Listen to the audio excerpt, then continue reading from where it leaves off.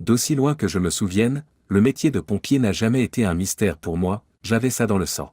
Mon père a ouvert la voie avant moi, et je me suis imprégné de tout ce qui avait trait au feu. Camion de pompiers jouait, village en feu avec de fausses flammes, tout y passait. Sauver des personnes imaginaires, en particulier des femmes et des filles, est devenu un jeu permanent. J'étais obsédé.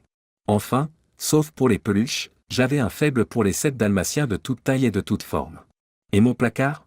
C'était comme un musée d'équipements de pompiers dans toutes les tailles imaginables. On ne m'a pas toujours appelé Butch. Ce nom m'a été transmis à la mort de mon père. Il est entré dans une usine en feu pour sauver des ouvriers pris au piège, mais le plafond s'est effondré. La caserne de pompiers locale rend hommage à son héroïsme. La perte de mon père a suscité beaucoup d'émotions, mais ce qui m'a le plus surpris, c'est la colère que j'ai ressentie envers le feu lui-même. C'était comme si le feu me mettait au défi de l'affronter pour avoir pris mon père. J'ai fait des cauchemars, luttant contre une figure de feu qui se moquait de mes efforts. Mais à chaque fois que je me réveillais, la vengeance alimentait ma détermination. Le lycée est devenu mon terrain d'entraînement. Les sciences, le fitness et la vie pratique à la caserne des pompiers, tout cela pour préparer mon avenir. Maman m'a poussé à m'intéresser à d'autres choses, en particulier aux filles. J'ai cédé, je suis sorti un peu, mais c'est Jennifer qui a tout changé. Elle comprenait ma volonté de servir la communauté et, bien sûr, elle appréciait aussi mon physique avantageux. 2 ans de fréquentation régulière ont débouché sur des projets de mariage. Jennifer, qui était une à des chiffres, a décroché un emploi de comptable, tandis que je poursuivais mon rêve de devenir pompier. Nous nous sommes installés dans un garage chez ma mère. J'ai rejoint le service des pompiers et j'ai directement suivi la formation. Jennifer était ravie de me voir dans mon premier costume officiel de pompier. Au début, quand j'ai commencé à faire des gardes irrégulières, elle n'a pas fait d'histoire. Elle savait depuis le début de notre mariage que les horaires bizarres faisaient partie du territoire.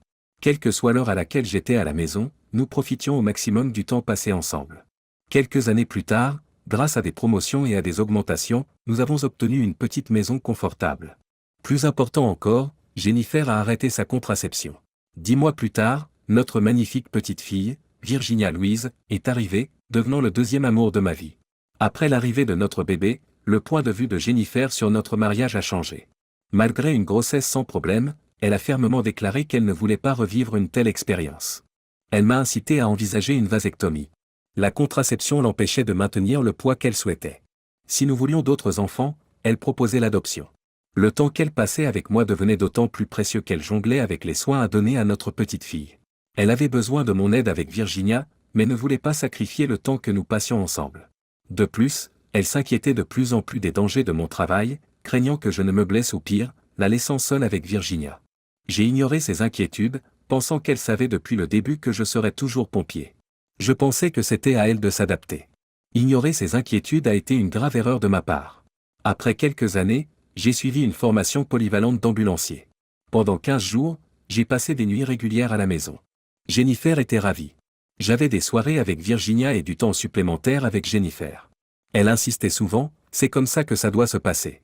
Nous avons toutes les deux regretté le retour à l'horaire normal. Jennifer trouvait insignifiant que le fait d'être ambulancier réduise mon exposition au danger. Elle insistait sur le fait que tous les secouristes couraient des risques. Alors que Virginia commençait l'école, Jennifer est retournée sur le marché du travail. Son nouveau patron, qui venait d'emménager ici, lui a semblé être un homme gentil qui élevait une fille de l'âge de Virginia après avoir perdu sa femme dans un accident de voiture. Il cherchait à prendre un nouveau départ loin d'une ville remplie de souvenirs de sa défunte épouse. Jennifer a remarqué son attitude mélancolique et a compati à sa situation. Je n'ai pas vu les signes avant-coureurs. J'étais de plus en plus absorbé par mon travail, consacrant chaque moment libre à Virginia. À mon insu, je consacrais de moins en moins de temps à Jennifer et lui témoignais de moins en moins d'affection. J'ai continué à penser que nous étions une famille typique, pour toujours. C'est ce que j'ai ressenti jusqu'à ce que les papiers du divorce arrivent. Après avoir été signifié à la caserne des pompiers, j'ai pris un congé de maladie et je suis rentré chez moi pour confronter Jennifer, qui était en train de faire ses valises. Je suis resté sans voix, mais elle avait beaucoup à dire. Tu es probablement abasourdi parce que tu as ignoré notre mariage pendant des années. Mes préoccupations concernant ta sécurité et ta volonté de sacrifier du temps avec moi ne signifiaient rien pour toi. Et ne pense même pas à dire « je n'ai rien vu venir ». Tout était là pour que tu le vois. Tu as choisi de ne pas le faire. Voilà la vérité. Quand Arturo est devenu mon patron, nous nous sommes rapprochés. Il pleurait sa femme décédée et je pleurais le temps perdu avec mon mari. Nous avons tous deux élevé des filles seules, du même âge, fréquentant la même école et la même crèche. Au début, nos conversations tournaient autour d'elle. J'ai déploré le peu de temps que vous passiez avec notre fille et encore moins avec moi. Et ne comparez pas vos jeux du soir avec elle à ce que je devais faire avec elle le reste du temps. Ar et moi communiquions, ce que toi et moi avions l'habitude de faire. Nous nous sommes réconfortés, nous avons pleuré ensemble, nous nous sommes embrassés avec empathie. Finalement, nous sommes tombés amoureux. Honnêtement, j'étais prête pour une relation physique bien avant lui. Il a refusé d'être la cause de la rupture d'un mariage. Je l'ai convaincu que je divorcerais, qu'il y ait ou non une relation entre lui et moi. Il a cédé et nous avons des relations intimes depuis quelques mois. En fin de compte, c'est lui que je veux maintenant. Je suis désolé, surtout pour Virginia. Je sais que vous vous aimez tous les deux, et je veillerai à ce que vous ayez accès à elle, quoi qu'il arrive sur le plan juridique. Les termes de la requête sont justes, tu obtiens la maison, je garde ma voiture, tu paies une pension alimentaire pour les enfants, pas de pension alimentaire pour moi, et un partage 50-50e des biens. Virginia et moi emménageons avec Arturo et sa fille, Chloé. Leur adresse figure dans les papiers du divorce. Arturo est un homme bon, quoi qu'on en pense. Il s'entend bien avec Virginia, et les filles sont déjà proches comme des sœurs. Il hésitait à divorcer, mais maintenant que c'est fait, il espère que vous pourrez vous réconcilier. Comme si ça allait arriver. J'espérais une meilleure réaction de ta part, mais je comprends que les émotions sont à vif. Avec le temps, tu verras que c'est mieux pour nous tous, y compris Virginia. Et en quoi est-ce mieux pour elle? Elle t'aura toujours comme père et quelqu'un qui sera là pour elle dans les moments importants. Butch, elle mérite plus que ce que tu peux lui donner. Tu ne le vois pas?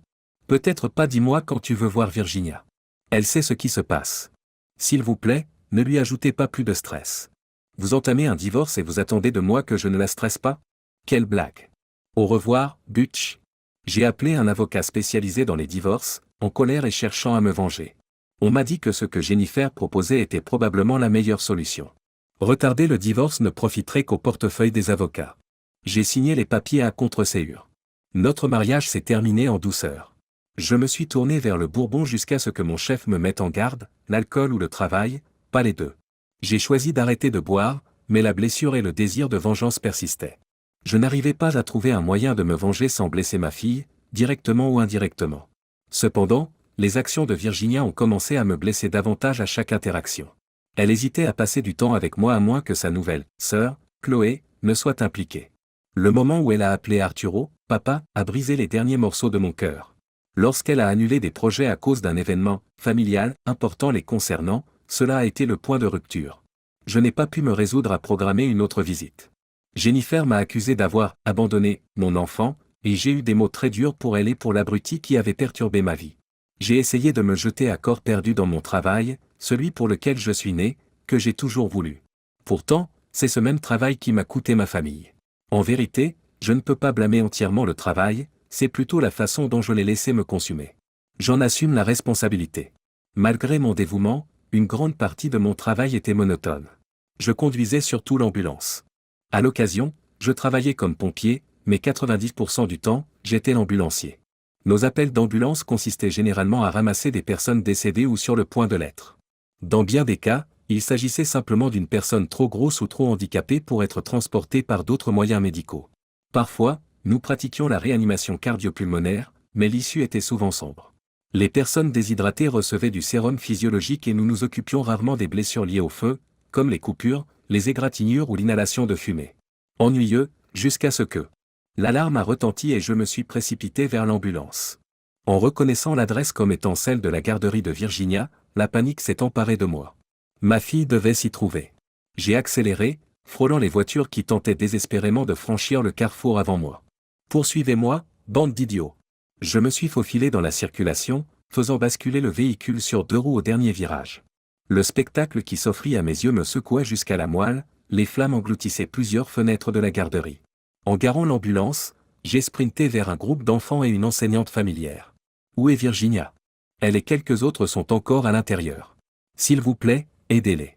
Avant qu'elle n'ait fini de parler, j'ai foncé dans la porte ouverte, l'incertitude m'envahissant. Les flammes léchaient le cadre de la porte, me brûlant au moment où j'entrais. La façon dont j'ai réussi à enfoncer la porte de la salle de classe reste floue. Il y avait une enseignante sur le sol et je lui ai demandé de faire sortir les enfants. Alors qu'ils commençaient à bouger, j'ai entendu « Papa. Papa. Aide-moi. » C'était Virginia. Une étagère l'avait coincée au sol. Dans un élan de force, je l'ai soulevée comme s'il s'agissait de papier, je l'ai attrapée et je l'ai sortie précipitamment. Je les serrai contre moi et les protégeai de la fumée pendant que nous nous dirigions vers la porte. Les flammes encerclaient la sortie, piégeant le professeur et les enfants restants. Me souvenant de mon entrée, je savais que nous devions les faire sortir. Ils étaient pétrifiés, trop effrayés pour s'élancer à travers les flammes. Nous n'avions pas le temps de les persuader. J'ai d'abord poussé l'institutrice, puis j'ai commencé à lancer les enfants, en espérant que quelqu'un les attraperait. Virginia et moi avons été les dernières, mon dos en flammes. Dehors, j'ai tapoté pour éteindre les flammes et j'ai respiré l'air frais en ressentant un grand soulagement. C'était ce pourquoi je m'étais entraîné, ce que j'avais imaginé lorsque j'étais enfant et que je jouais avec mes jouets. C'était « Papa, Chloé est toujours à l'intérieur. S'il vous plaît, Seigneur, ne la laissez pas avoir raison. » J'ai regardé l'institutrice qui avait rassemblé les enfants sauvés. Son visage se tordait de peur alors qu'elle criait « Elle est allée aux toilettes avant que le feu ne prenne. » J'ai prié avec ferveur « Papa, guide-moi dans cette épreuve ou prépare-moi une place. Si je meurs, je serai avec toi pour le dîner. » Avant que je puisse bouger, mon chef m'a attrapé. « Bon sang, Butch, je t'ordonne de ne pas y retourner. Tu vas te faire tuer. Tu m'entends ?» Je me suis affaissé en semblant obéir, puis j'ai fait volte-face et j'ai frappé le chef. Il s'est effondré. Enfilant son équipement de pompier, son casque et son oxygène, je me suis élancé vers la porte entièrement englouti. Mes jambes et mes pieds n'étaient pas protégés par un pantalon et des chaussures ordinaires, ce qui m'a valu des brûlures à la jambe et au pied gauche au moment de l'entrée. La douleur fulgurante et l'odeur de chair brûlée ont confirmé les brûlures. Je me suis rapidement rendu compte que l'oxygène ne circulait pas, je ne pouvais pas respirer à travers les tubes en plastique fondu. Enlever le masque me donnait l'impression d'inhaler des flammes. J'ai cherché dans ma mémoire l'emplacement de la salle de bain, j'ai frôlé les flammes pour ouvrir la porte et je l'ai refermée rapidement derrière moi. Un moment de répit, Chloé gisait inconsciente, mais elle respirait. J'ai pris une serviette, je l'ai trempée dans les toilettes et je l'ai enroulée autour d'elle, en particulier autour de sa tête. Chloé nichait sous mon bras droit, j'ai poussé à travers le feu, imaginant briser les plaquages comme Walter Payton pour marquer.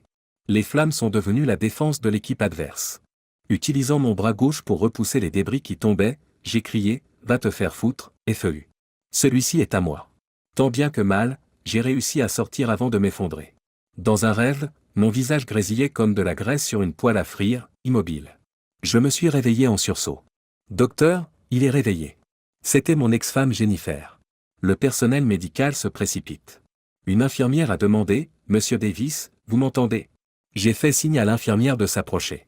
Je lui ai fait signe de s'approcher et lui ai dit à voix haute « Faites-la sortir ou je vous fais un procès d'1 million de dollars. » L'infirmière a été déconcertée et Jennifer, en larmes, a été raccompagnée. Je n'ai demandé que la visite de mon équipe de pompiers. Je voulais voir Virginia, mais pas dans mon état actuel. Étonnamment, j'ai trouvé du réconfort dans 2 choses. Chloé était vivante et j'avais une pompe à morphine. Des mois de chirurgie et de greffe de peau ont suivi. Ma jambe gauche a été amputée, mon bras gauche et mon visage ont été gravement brûlés. J'aurais pu décrocher un rôle dans The Walking Dead sans maquillage. Seuls les collègues pompiers me rendaient visite, plaisantant sur mon apparence améliorée. Des petits malins. L'assurance de la ville a couvert mes frais médicaux.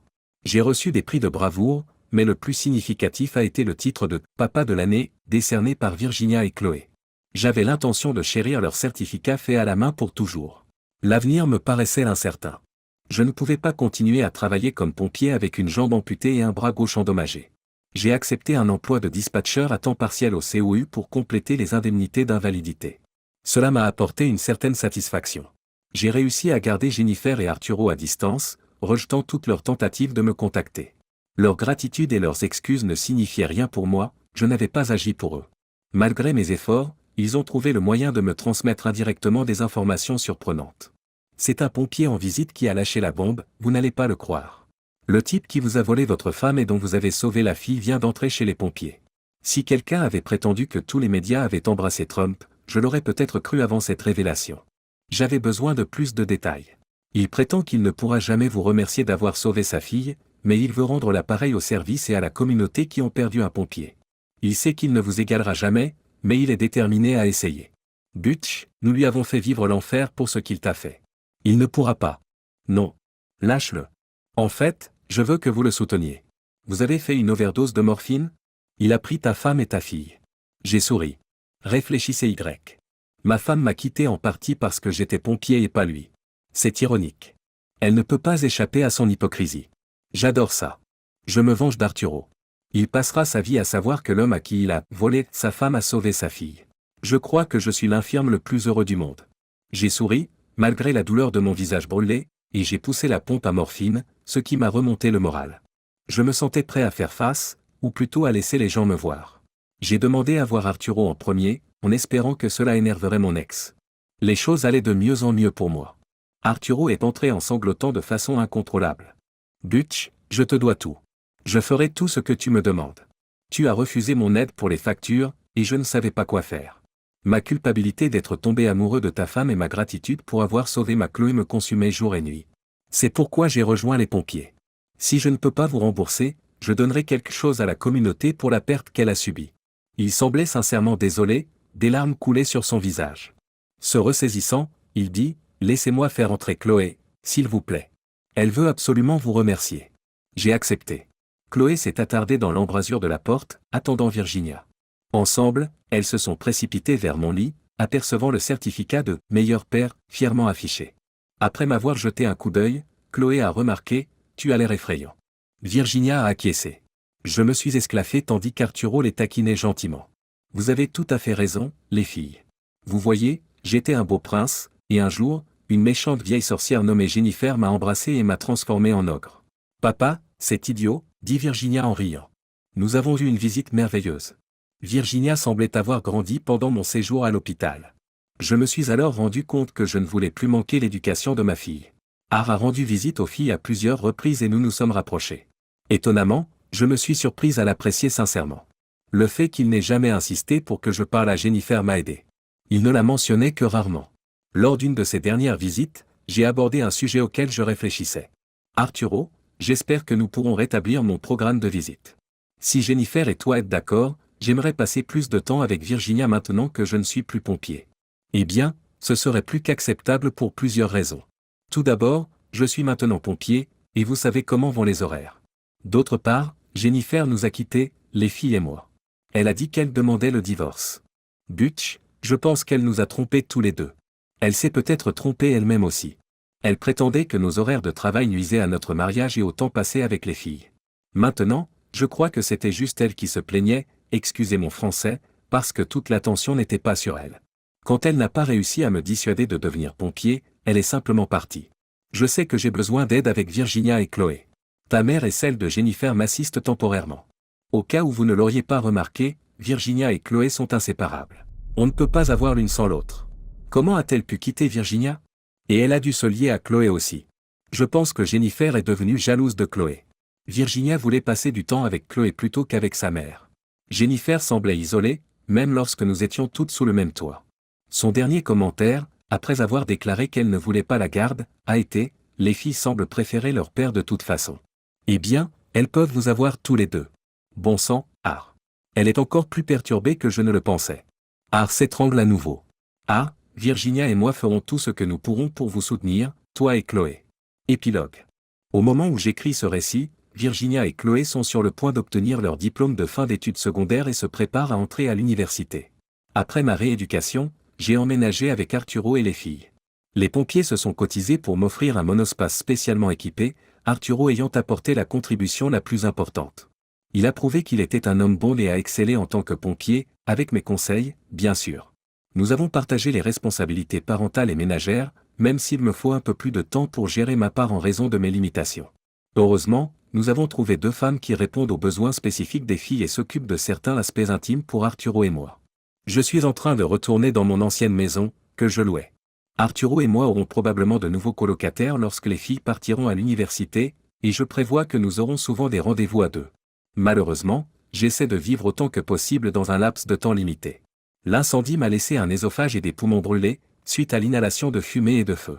On m'a donné environ 6 mois à vivre, mais je n'en ai parlé à personne. Je veux le garder caché jusqu'à ce que je ne puisse plus le faire. La mère de Jennifer reste en contact avec Virginia et Chloé, nous donnant des nouvelles de la vie de Jennifer.